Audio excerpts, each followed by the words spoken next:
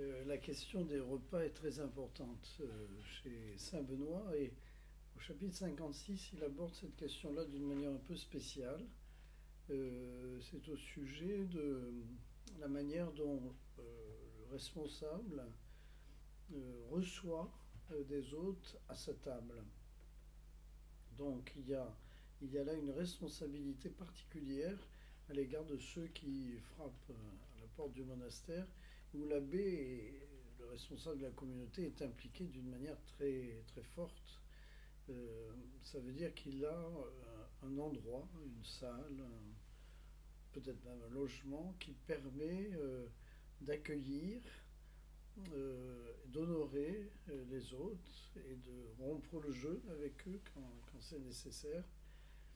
Et il reçoit à sa table qui il veut, aussi bien des hôtes que des frères, s'il y a lieu de partager avec des frères cet accueil.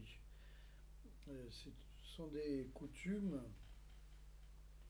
que les trappistes ont gardées, et parfois, pas systématiquement, mais parfois, et c'est vrai que c'est une qualité d'accueil assez extraordinaire quand il y a cette dimension de prise en compte de l'autre pour l'honorer en tant que tel, surtout si on l'accueille effectivement comme le Christ.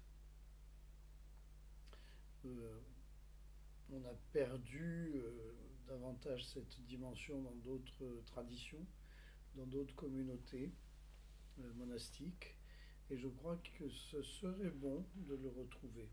Plus largement, cela nous indique que recevoir des autres n'est jamais neutre, et que ce soit dans une famille, que ce soit dans un groupe, quand on reçoit quelqu'un, on, on le, on le fait entrer en quelque sorte dans une certaine intimité, dans un certain partage de fond, d'une certaine dimension, même on pourrait dire eucharistique. Et donc il y a lieu de bien traiter cet accueil. Et le responsable d'un groupe, le responsable d'un groupe humain, a certainement le devoir de tenir à cœur d'avoir à cœur cette dimension particulière de l'accueil des invités.